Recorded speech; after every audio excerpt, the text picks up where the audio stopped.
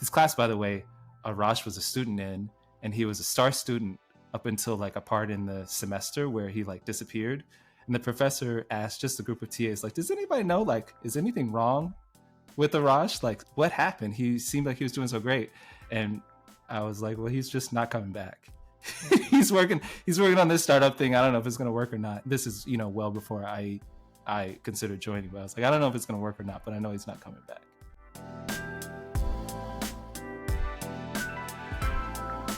Welcome to Brick by Brick, where we learn how successful startups were really built directly from the people who built them. My name is Rishi Taparia, co-founder of Garuda Ventures. Today, our guest is Aston Motes. Now an angel investor and advisor to startups, Aston was employee number 1 at Dropbox. In this episode, we cover a wide range of topics, including what product market fit feels like, advice for anyone joining a company early, and what he thinks Dropbox got wrong. Enjoy. Aston, thanks so much for being here. It's great to see you after too long. We've obviously known each other for a long, long time. I think when both of us had less gray hairs and were a little bit more youthful back in the early 2010s. But for those of us who aren't familiar, why don't you give a little bit about your background, and then we'll jump in. Yeah, totally, man. Super happy to be here. Happy to tell you a little bit about myself. So I'm born and raised in Columbia, South Carolina, which I have to put in all the time. I have to rep for my state because not too many people in technology who kind of come from that place. And that's a thing that, was real for me growing up too. I was lucky to have some folks around me, my dad especially, but also friends who are like really into software, into technology, but it's not the average thing around. And so maybe no surprise, I made my way all the way to the Bay Area when it came time to do career stuff. But between here and there, so grew up in South Carolina. I went to school at MIT in Boston. That's where I met, very fortuitously, the founders of Dropbox, Drew and Arash, who were also MIT alums. I almost said MIT grads, but Arash didn't graduate. And so shortly after college, I hooked up with those guys, joined Dropbox as the first employee. And that's what brought me to San Francisco, where I've been for the last 15 or so years. Amazing. And so, let's talk about that. And a lot of the conversation will center around the early days of Dropbox that you helped build. You joined as the first employee. Talk about making that decision and why you did it. What about the opportunity said, you know what, this is what I want to do right out of MIT, and I want to move to the Bay Area and join a couple of guys on a crazy journey? Yeah, very crazy journey. It was a bunch of different things that went into it. So the first was I had learned about the writings of Paul Graham sort of partway through college, and was effectively by my junior, senior year an acolyte. I was a huge fan of his. If folks haven't read his stuff, it is some of the best content out there about what it is like to be in the early days of starting a company, and particularly doing it as a person who's a technical contributor, like as a person who knows how to code. How do you think about getting a startup off the ground? And so I was dreaming of building a Paul Grahamian startup, and had applied to Y Combinator a couple times, and the requisite rejections that everybody gets. One of the things that was really special about one of the rejections was it was with a buddy of mine who I was really connected with and felt very strongly we could build something together. But, we didn't get in, so I gave up on it. And that buddy is Arash. So he's the co-founder of Dropbox. And so he found his own way into YC, joining up with Drew, who had kind of applied, gotten a soft rejection, like you have to have a co-founder, and they linked up. And then, so by the end of it all, like Arash and Drew had set up a perfect place for me to drop into, because it was funded by Y Combinator. It was this person who I already wanted to work with. The product, this is a little tricky to get across in a short amount of time, but roughly speaking, the product is just really intuitive for an MIT student, because it's a similar thing to what we had on campus, a little bit different of a modality, but like this idea that you can log on any computer and get your stuff is just how it is as an MIT student. So I got every piece of it. Everything felt right. And then Arash asked me if I want to join as the first employee. And I was like, no, definitely Yeah, not. you passed first. That's Yeah, right. definitely not. Yeah. For a lot of reasons. One of the reasons was I already had a job. I was working in New York City, which is an awesome place to be as a young person, and I was working at OkCupid like it's dating websites. It's awesome. Like, who wouldn't want to work on that in New York? Right out of college, and yeah, I really liked the people I was working with, and felt like we had a lot of promise.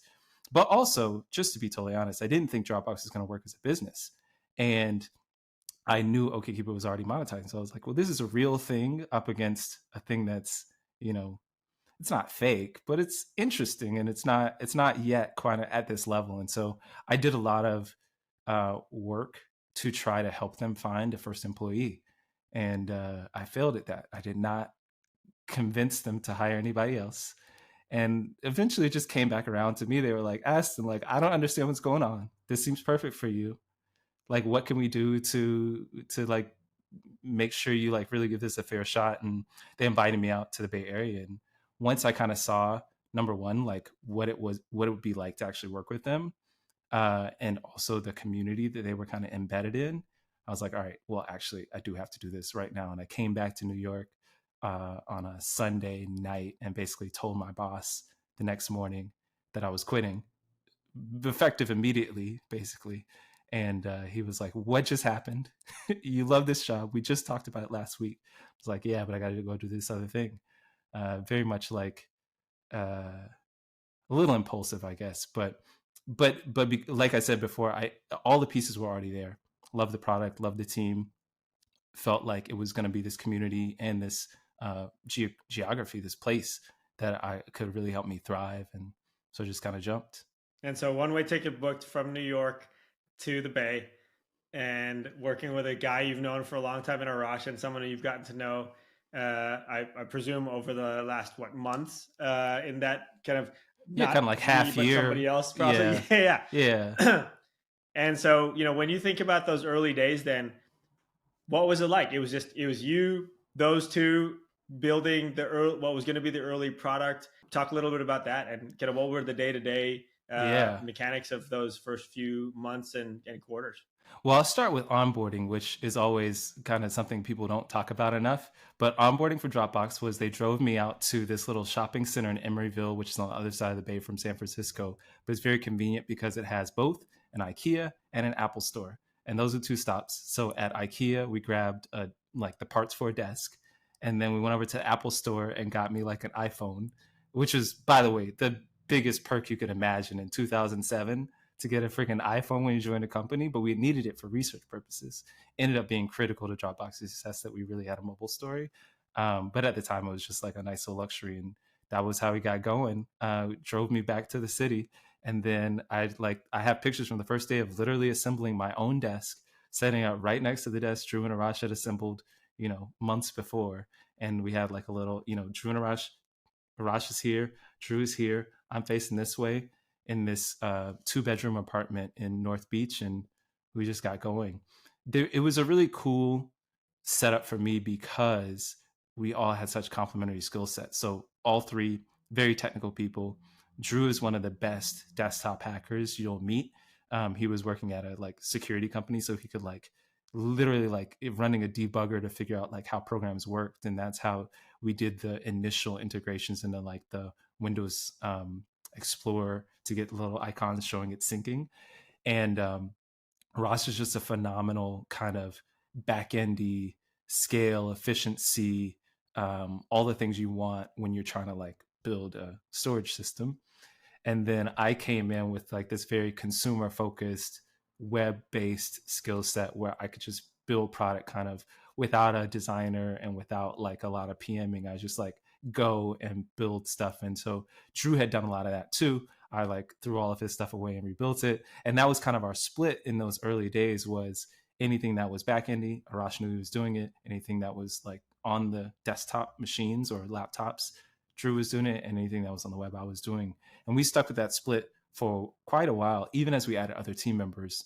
That was just one of the things that was nice about Dropbox, was the surface area was large enough. We just added people and gave them their own little area.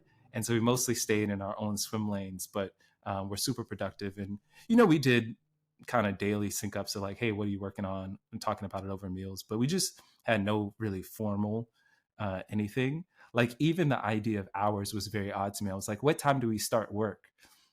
And that was a very difficult question to answer. Or I guess I would say Jerome Rosh didn't answer it. But I learned like, oh, like they roll out of bed around like 12:31 in the afternoon. And then we'll work until like 3 or 4 in the morning. And that's nice because we got some Japanese users who we can say hello to around then. And, you know, that's just kind of how we do it. And um, mostly no social life. We did take the occasional Friday, Saturday to go hang out with some other startup founders who are around, but yeah, we're just in it and doing it, and it felt super fun. It felt, I wouldn't say it was easy per se. It was definitely like hard work, but it was easy in this sense that everything just felt, we knew what we wanted to do. We went out and did it. And every time we put anything out, people seemed appreciative and we were getting all this good feedback. So we just like kept going. Amazing. What, you mentioned you slowly brought on more people to the team. How long after you started did, employee number two, maybe two, three, four, five join? Yeah, I think employee two came about 3 or 4 months after me, and then employee 3 and 4 came on a couple months after that. So basically, within a year of me having been at Dropbox, we probably had a team of I think 7 or 8. So but we hired everyone the same way. We like went back to MIT. We were like, who were the kids in your class who you thought were really awesome? Let's go hit them up and see if they're down to come. It was not a straight line for many of the people to like recruit them in, but it was all kind of one hop socially from the team that already existed. And, so one example, the next person who came after me was also a TA in a class. Like we TA together. This class, by the way, Arash was a student in, and he was a star student up until like a part in the semester where he like disappeared. And the professor asked just a group of TAs, like, does anybody know, like, is anything wrong with Arash? Like, what happened? He seemed like he was doing so great. And I was like, well, he's just not coming back.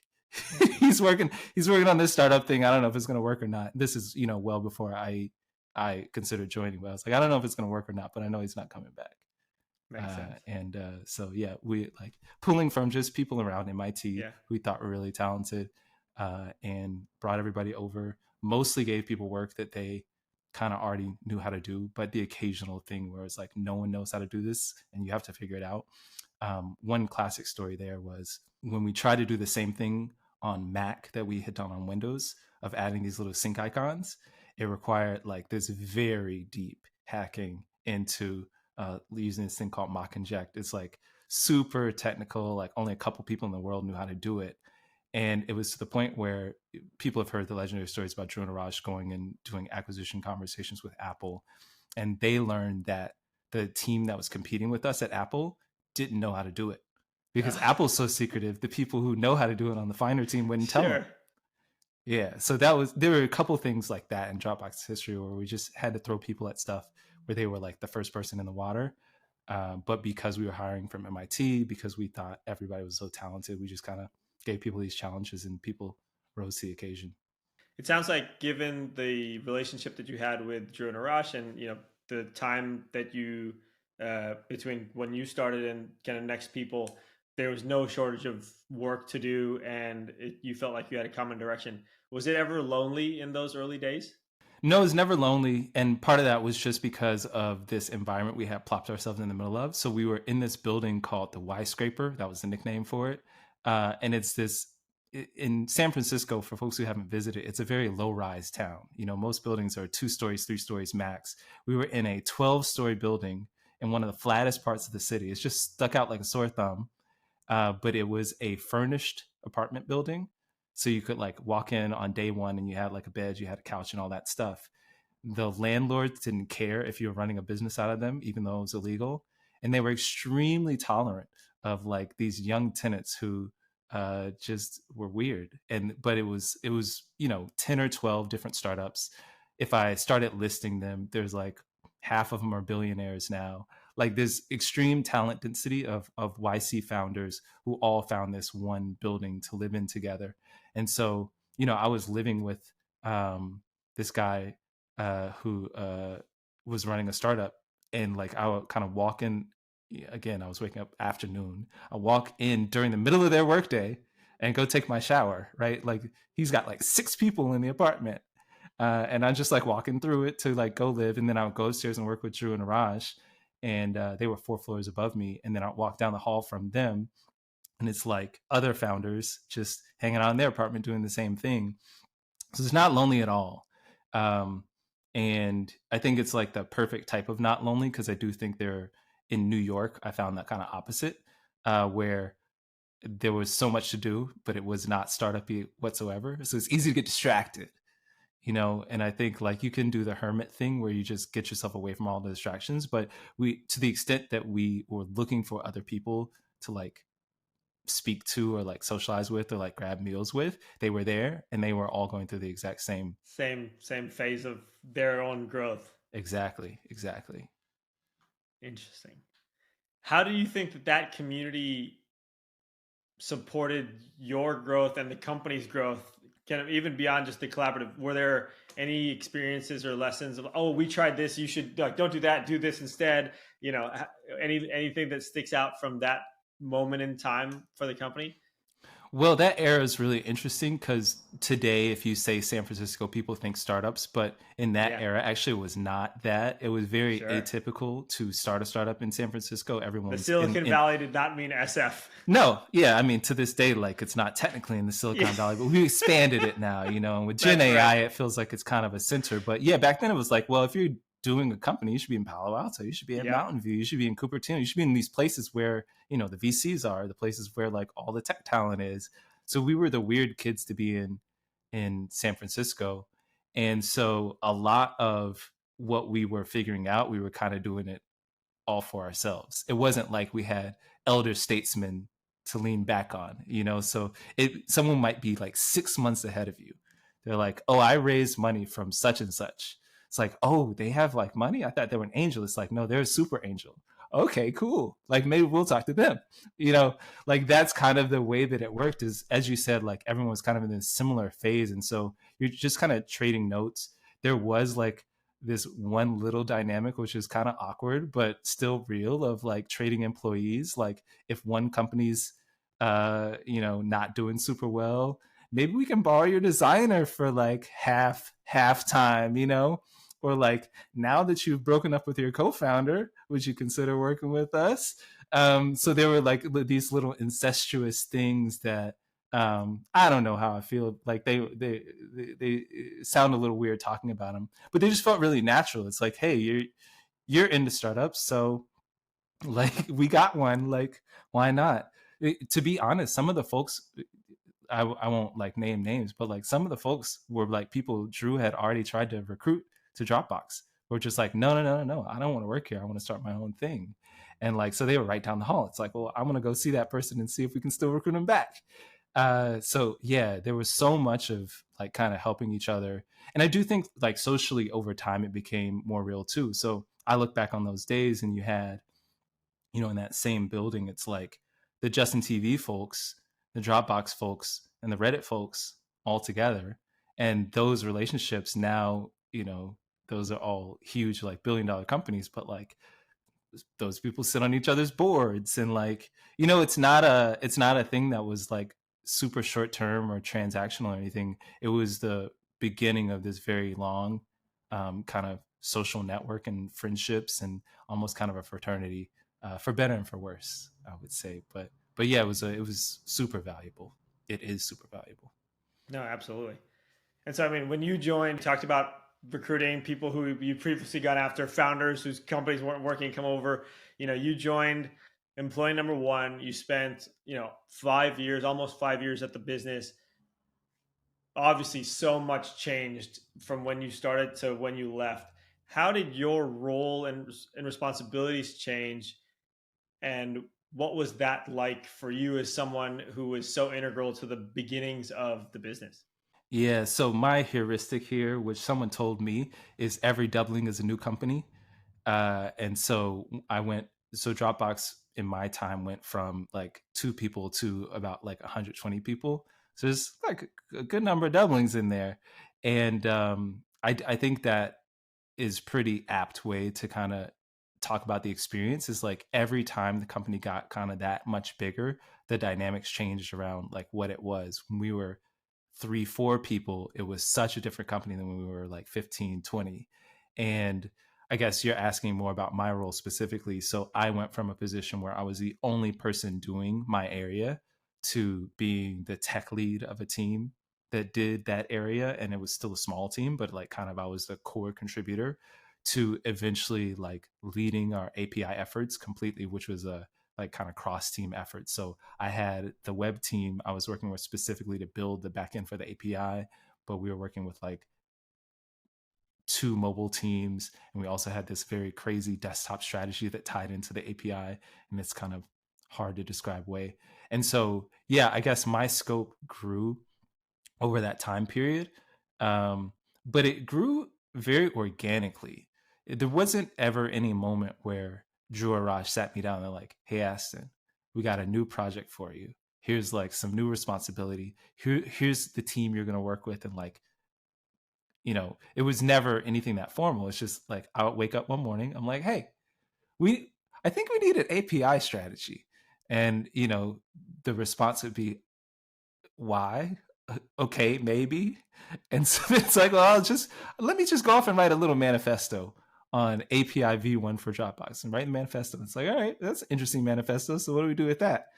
I don't know. Maybe I'll just ask like this person, see if they want to work on it. So like, I think it's very common in startups to have a little bit of this kind of like almost organized chaos. Like nobody really knows what's going on, but you get a little spidey sense of like what the company needs or what the market needs, like what needs to go next on the product. And you try to kind of get in where you fit in. I knew what I could be valuable to the company on. And that's just how I spent my time. In retrospect, I think it made I would describe myself then as like a very hard to manage, easy to manage person. In that, like, had they tried to manage me, they would have really struggled. But also that they left me alone and they got good results. So like it's kind of in some way it depends on your orientation as a boss.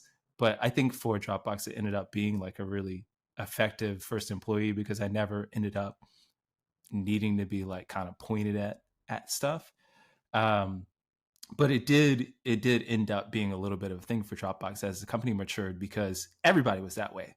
Like, we had a person who had never done iOS before, and we just like hired, was like, "Hey, give it a shot if you want to try to build an app," and he ended up leading like all the mobile teams.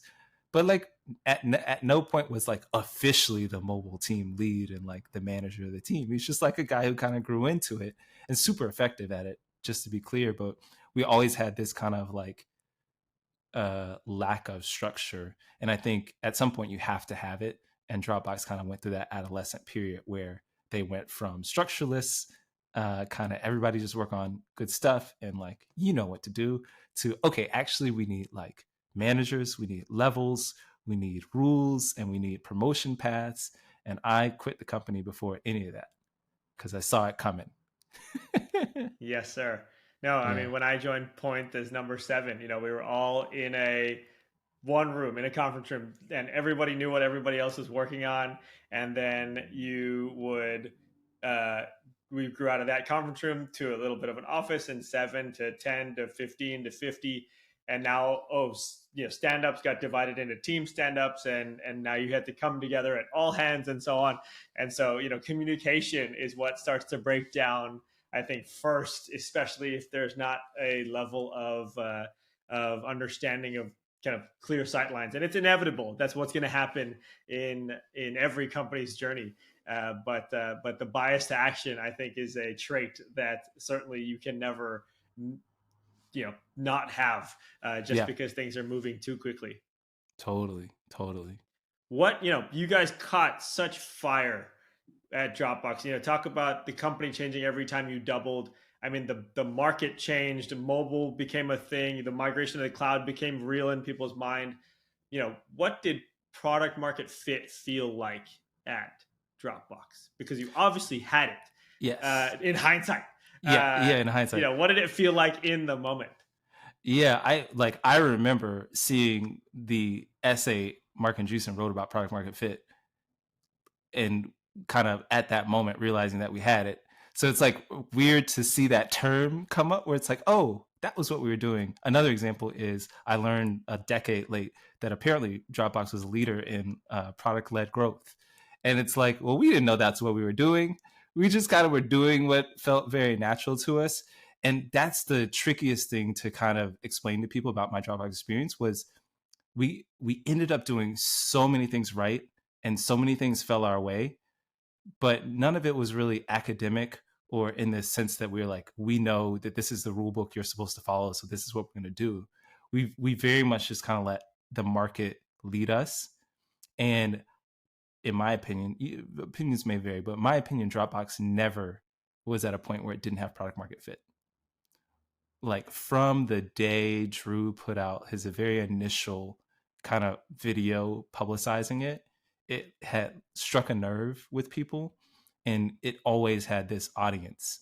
Paul Graham used to talk about this picture of like, you can dig a hole that's like 50 miles wide, or you can dig a hole that's like 50 miles deep. And as long as you go like really deep and hit that nerve, like you have something. So Dropbox always had it. And so we were just very fortunate. As you said, the whole industry changed around us.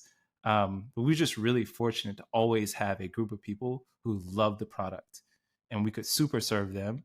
And it gave us the ability to then go out and find an adjacent audience.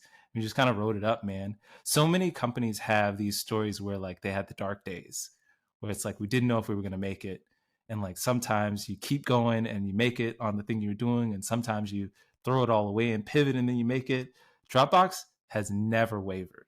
As a really like interesting example, Y Combinator used to publish, and I think still does publish, Drew's application to Y Combinator as like an example. Like if you want to know like how to apply to YC or what good answers are, look at Drew's app. If you read it, it's like the strategy for Dropbox from '07 to probably almost 2016 or 2017. It's like a decade's worth of being right. There are a couple of things he got wrong. One of the most hilarious ones was there was a question, they don't ask this anymore. There's a question that was like, how much money could someone offer you today or like soon to like let you shut the company down? You're like, be happy with this acquisition. And they were asking it to get at ambition. Sure. And Drew, in his huge amount of ambition, was like $1 million, which at the time in YC was more than any company had ever been Any acquired company, yeah, for. that's right. And so that sounded so big. And then, like 3 months later, they raised, that and more in a Yeah. round led by Sequoia. And, 4 years later, this is $1 billion valuation. And like now it's a public company. Drew's still running it. He's got $1 million. He's still like in it. So Yeah. that's the part he was most wrong about. But like so much about Dropbox was kind of written in the stars from the start. And we kind of always had that audience who really got it, really loved it. It wasn't very big at the start. I think it was like, when I joined, there might have been 20 people using the app. And like by the time I left, there were probably close to 10 million.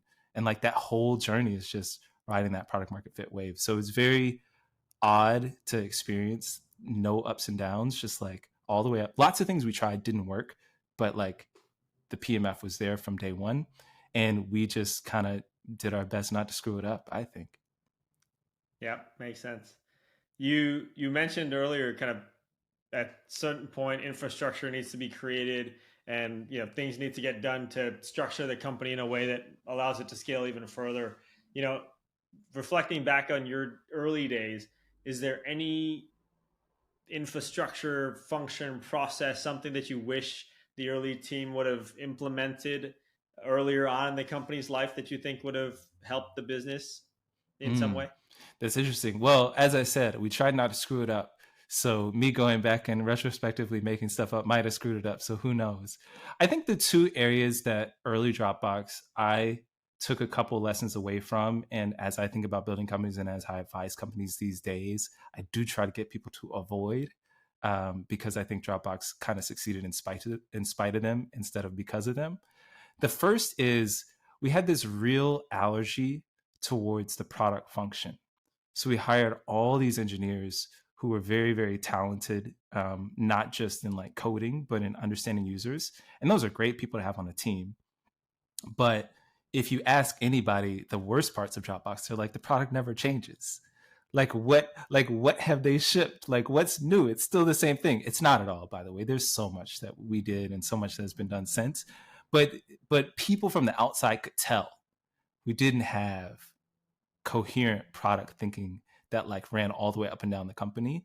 And it became this thing where like we really struggled to play around with new things that weren't the thing that were working, because we kind of just didn't have that safe home to do this kind of have somebody's job be what do customers want and like how do we build it for them, because we were so busy coding it. And so that's a thing that I think worked out super well for us. Another company that was kind of similar that way was Stripe. I've heard internally they went a really long time without product folks, but on average, I think companies need it, and so I definitely advise people to do it. Um, the other area, which I think is actually a bit more serious and something that I reflect on a lot because I had a big piece in how this happened, is that we did have a certain amount of diversity that we hired for at Dropbox, but I think we really dropped the ball on on trying to really get outside of our stereotypical ways of hiring. And in particular, the biggest miss I think is like we just didn't do a great job of hiring women early at Dropbox. There are some specific examples I know of some very talented women who we looked at, and then because of the way we ran our process, we lost or missed. A couple of them we were lucky enough to like get them back.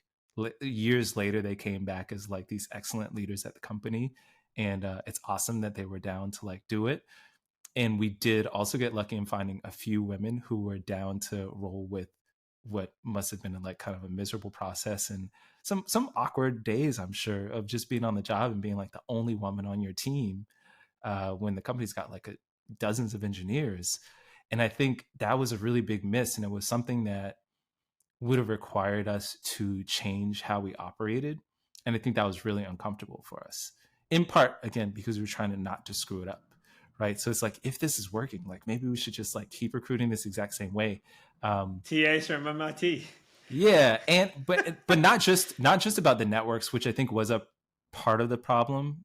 But MIT is like 50-50 guy girl. So it's not like there's not Yeah. great CS grads from MIT or women. I do think it was part of how we interviewed. And at some point, it became how the company looked. That like you show up and you're like, there are zero women on my interview loop. And then you're like, well, where are the women? And they're like, actually, we don't have any in engineering. You're like, do I want to be the first? Yeah. Like, what is that? What kind of obligations that put on people? Right. And I think we just caught it too late. And it took Dropbox a really long time to dig out of that hole. It didn't happen while I was at the company, but eventually, I think Dropbox is a leader in all sorts of diverse hiring now. But that's something that we missed early. That again, I had a part to play in it because I did a lot of interviewing. I was on so many of those interview loops, and because as a first employee, you have a lot of influence on culture. You Yeah. have a lot of room to like press that button or push that or like that lever. Um, and I think I could have done more to say, hey guys, like at this point, guys, at this point, we really have not hired enough women. I think something's wrong. I think we should address it. And I didn't. I just like did the interviews and then went back to coding, and so that's something that I a little bit regret. I think that would not have screwed up the company. I think the company would have been much better off fixing that early. How do you advise founders that you advise now, invest in now, uh, on that topic of diversity within the team and what they should do, how they should go about it? Yeah, it's actually really funny at this point because it's been so well talked about. People actually ask me, right? Like it's not a thing where I have to like go out and really preach it. So a lot of those conversations just get to be more tactical and less about like, hey, why would I want to do this? And like, is this worthwhile? It's just like, no, here's how you do it. So like one specific thing I didn't know, but would have been so useful to know when we were trying to hire our first woman to the engineering team is it's best not to hire just one person who's going to feel alone. You should kind of hire in slates. and this is good for all sorts of things. I also believe in it, at the board level. Like, it's, if you're going to add board members, go ahead and add a couple at a time, because there's something different about onboarding with other people. They're coming into the company at the same time as you. It's like a peer, it's a friend, it's someone that you can like get a relationship with. But also, in hiring that slate, it does require a little bit of extraordinary effort. If we had said, rather than us trying to hire like one woman, let's hire three, man, we would have changed our process. Right. And I think like that's something that I didn't know as a tactic back then, that now I've seen work so many times. And that's one example among a bunch of different tactics that I advise people with. But it's been really great to see how the industry has really shifted around saying, oh, maybe we shouldn't have a team that all looks the same. The damning one is when you look at the about page and there's more dogs than black people. Like, that's kind of the, like, okay, this is a company that doesn't get it, but like so many companies now kind of have figured this stuff out and are making their way. So I'm pretty encouraged by all that. No, it makes sense. You left Dropbox and have gone on to start companies, work for companies, advise companies. What and you've said before, being an early employee was the most useful thing for you in terms of eventually founding a company, and far more useful than being an inexperienced first-time founder, kind of figuring it out. Are the best founders former early employees? That's an interesting question. I would never try to generalize about the best founders, but I will definitely say there are many, many great founders who take that path. One who is in my Y Combinator batch actually is Brian Armstrong, who is an early employee at Airbnb. And I think being there not only gave him exposure to some of the things that were really relevant to Coinbase in terms of fraud prevention, but also gave him like just a level of ambition that was a little bit different than what he might have had coming like right out of school. I think it's really cool way to learn startups. There's so much written about startups, but I will tell you, it's very different being in it. And you kind of only kind of learn by experience, and you can do it as a founder for sure. I think, Drew is like never was a first employee, and he's, one of the most successful founders I know. So you can do it other ways, but it is hard to underrate kind of the magic of almost being a founder. I had like founder level access to our board. I had all of these like strategic conversations, and like I really knew where the business was at. I was the person who decided to turn on billing at Dropbox, and to start making money when we did, and like get all this responsibility. There's so many great things about it, but at the end of the day, I was an employee, and that gave me the freedom to like say, hey, this organization is like going in a place where I don't think this is going to help me become a better entrepreneur. So now's my time to quit. And I guess maybe people a little bit under appreciate the ability to quit, but I think it was really critical for me to get what I needed and then be able to like go off and do my own thing. Now, I will say with Dropbox specifically, my plan was to let Drew and Arash fail. So I would learn all the things that were wrong and then go do all the right things. But unfortunately, Dropbox worked really, really well. And I had to leave a thing that was working. And then I had to go fail on my own. And so I learned a lot of lessons post Dropbox about what it was to be a founder. There's certainly a lot of things you can't learn as an employee. But man, it was such a valuable experience for me. And it set me up so well. It it's really easy to say it set me up well because Dropbox worked, but I genuinely believe like I would have learned about as much in failure, and I would have been just as well positioned to like start my own thing afterwards. And that was really what I was going for. I was like, this is my path. I want to be a founder, but not yet. And here's how I want to do it. Many early employees do want to get called co-founder. Mm. And that's one of the common, like, okay, well, I'll take this equity, but you call me a co-founder, as like a negotiating tactic. What separates the role of co-founder from that of an early employee in your mind? Yeah, that's an interesting question. I did not want to be called a co-founder for sure. I did try to fight for like a bigger title. I remember that was one of my things in negotiations. Like, while we're at it, you want to just throw me VP of engineering? They're like, no. But like the title negotiation aside, I just didn't have any aspiration to be a co-founder.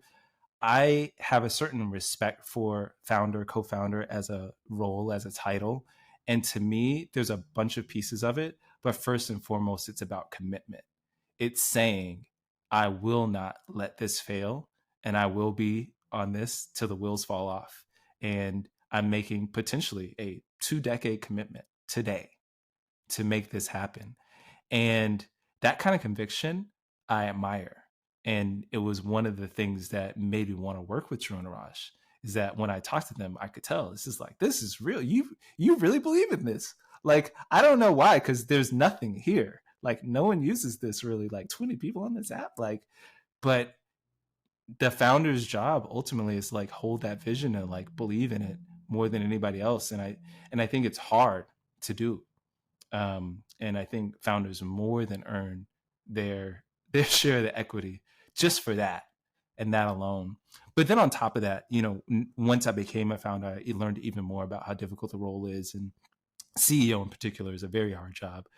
There's just so much responsibility and so many people's lives hang in the balance of like sometimes things that feel really like small feeling decisions can like wreck things. And I really thrived knowing that I could be like a positive influence, and that the worst I could do is kind of like delete some data.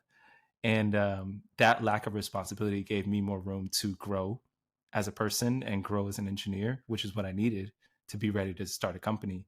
And I think wanting that founder job, which I think for a lot of people is not just the title, but also about like maximizing the equity. I think people do it without knowing just how hard it is. And so I don't blame anybody for wanting it, but I can tell you like why it's hard to get it is because the person who's like who you're negotiating with is like, you don't even understand how hard this job is. If I really make you a co-founder, like you're not ready for it. Like that's what's really going on. But the way the negotiating goes is, well, we're good. Like and so yeah, I just have so much respect for founders. It's such a hard job. And I think if you want to do it, the best way to do it is go ahead and start a company and don't try to like negotiate your way into it. Once you're negotiating your way into it, you're an employee, regardless of what they call you. No, I completely agree with that. What advice would you give to people considering joining as an early employee, employee number one, founding engineer, things of that sort? Yeah, I think it's a great gig for someone who would consider it. I have met so many people who would not enjoy it. Um, and I think mostly that's around stability. A lot of people are seeking a little bit more clarity about how long their role is going to last for, like how long will I have this job. They're wanting guarantees of success. They're wanting, you know, uh, a name they can put on the resume that's going to like look really good. And that is not this job. The first employee job is really to just show up and do and learn and I'm so like learning oriented. That's kind of how my entire career has been oriented. Is like I'm doing this because I see this as a way to grow as a person. I see this as a way to like figure out something new that I'm really interested in. And if that's you, it's such a great job, but pay's not great. You're not gonna be in the front cover of Forbes, even if the company like is worth $1 trillion. You, Hours are not great. hours Stress really is not suck. great. The stress is very similar to the founder's stress. So Yeah, so like all that's the right. things that people think are the cool parts of being a Yep. founder, you get Oh, yes. the opposite of that. But it's just such a special role because you got a front seat to the show, and because it's startups, the show is probably going to like in poorly. It's going to be a tragedy, but if you know that going in, I think you can get so much out of it. And I think it's anytime anyone's taking a job, I really like to encourage people to think about like, what are you going to get out of it? Because the company's going to Yeah, get something out of that's right. you. What are you going to get out of That's it? right. And it's 100%. I think you can maximize what you can get out of the company by joining early. And Yep. first employee, like you just can't get any earlier. So yeah, I love it as a position. I still to this day, I'm getting old. I got 2 kids, so I shouldn't be first employee again. But I still have aspirations. I'm like, if I find that right one, because it's still a role where I just love the opportunity and the like the wide openness of it and the fact that we're all going to learn it all together. And so I dig it. No, makes I completely agree with you. You know, you and I were both early employees before we had kids. If you had to snap your fingers and transport yourself back to talk to yourself, back then, is there one lesson from being a parent that you'd whisper to Aston in 2007 uh, as an early employee?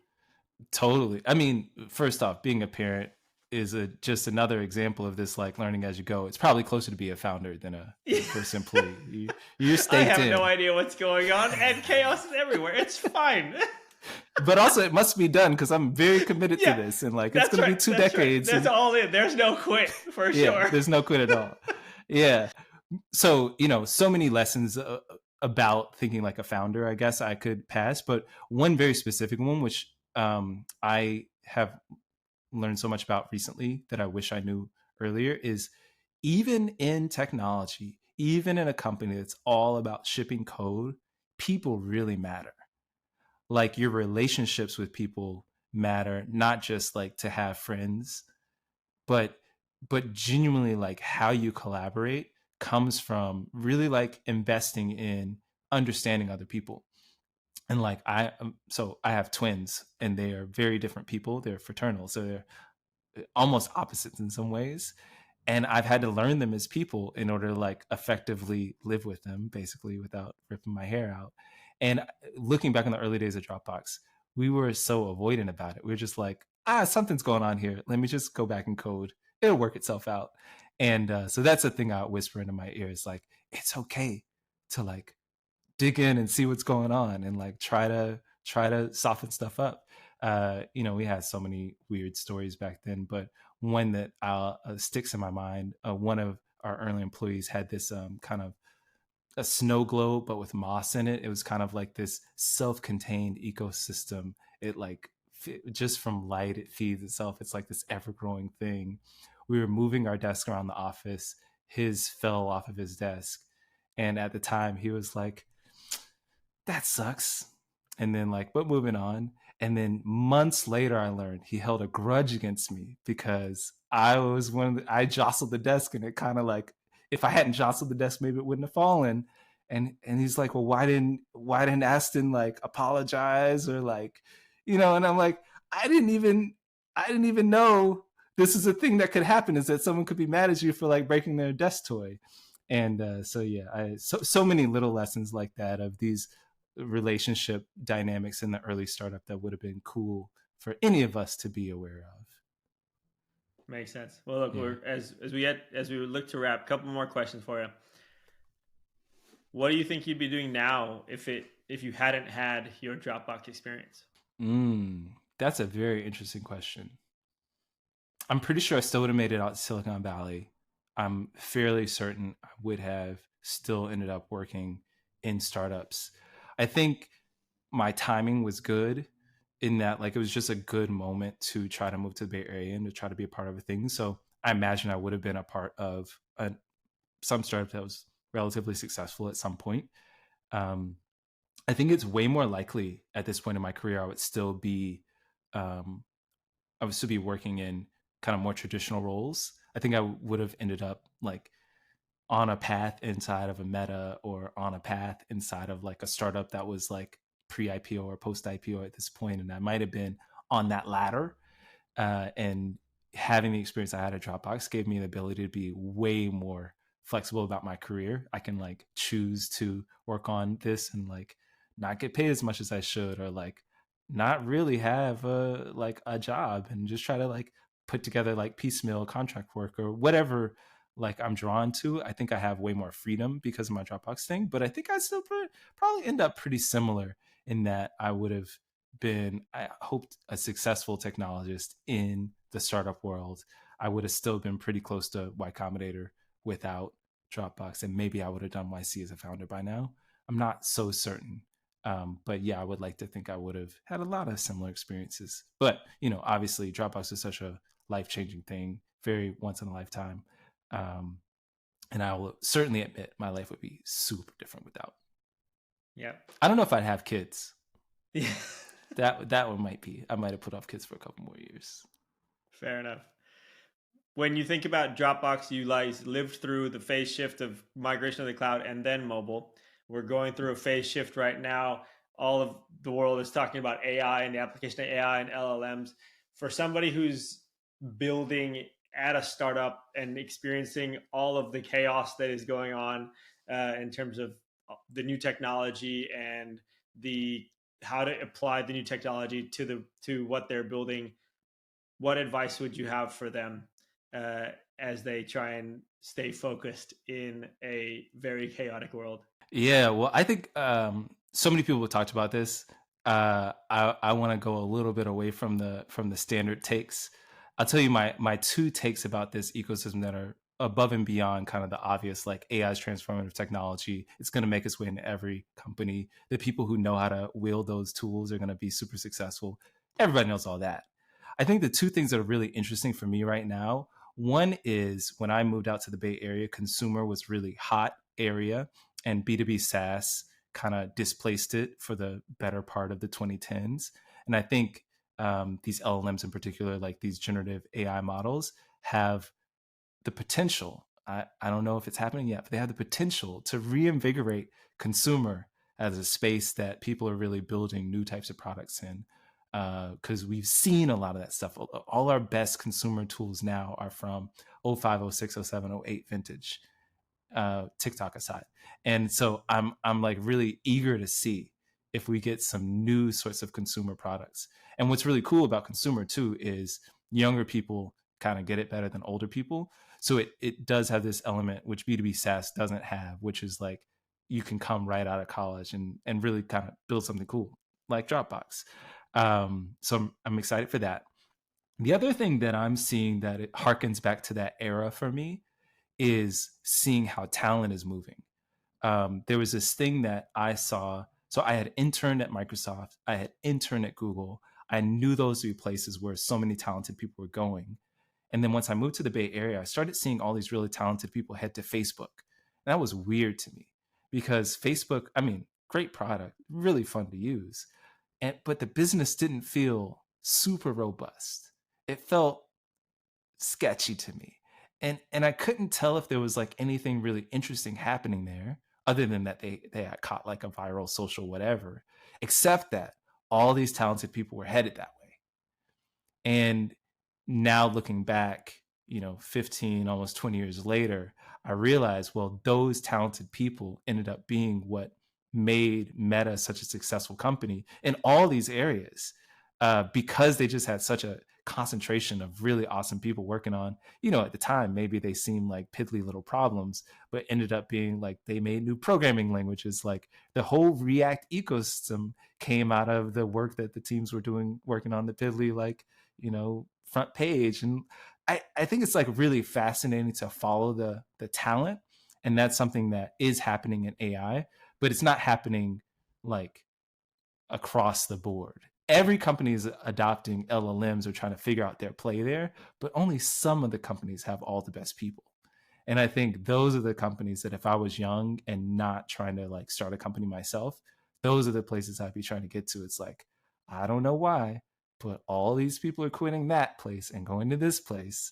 And that there's something special in that. We'll find out the effects of it about a decade from now, but it's a super great leading indicator of where the action is going to be. Makes sense. And last one for you. Is there a burning question you think every prospective founder or early employee should ask themselves before taking the leap? Yeah, I mean, there are many. Let's see if I could pick my top one. I think ultimately is like, why do I want to do this? And it's got a surface level answer for almost everyone. Um, that first answer is not the one you want. You kind of want to kind of do your five whys. You want to go, why do that? Why do that? Like I want to build an app to connect people in real life. Why? Because I really think like connection and human connection is the most valuable thing in the world. But why do you want to work on it? Well, because I think there's like a world changing app to be built, but like why? And as you dig into those whys, you may find there's something else driving you that could be satisfied in an easier way. because ultimately the reason why I want people to ask it is for them to just like talk themselves out of it. It's kind of like converting to Judaism. Like everyone just tells you why you shouldn't, and if you still make it through that gauntlet, you know that you should. It founders, again, such a hard job, and most companies fail. And if you don't know deeply, deeply why you're doing it, you're not going to make it. So that's probably my biggest one. Amazing. Aston, thank you so much for joining us today. Greatly appreciate it. Where can people find you on the interwebs? On the interwebs, I can be found on all major social platforms. No, I barely tweet, but I'm there. Not Thread, anymore. Yeah, we were threads both these much more days. active, and then kids happened 5 years ago. Yeah, but so the easiest way to find me, LinkedIn. I'm like the only Aston that you'll probably find over there, and um, I'm super open. Just any reach outs. I love cold reach outs. You can hit me up by email as well. It's on my website, astonmotes.com. And yeah, I just love to hear from people. If you're working on new companies, if you're thinking about joining as a first employee, if you just want to shoot a message out and get some support back, I'm like, I just love to hear from folks. So don't hesitate. However you find me on the web, and yeah, super happy to be here. Loved having this little conversation, and thanks for putting this together. No, thanks so much, Aston. All of Aston's information will be in the show notes, and you can find him online. Check it out.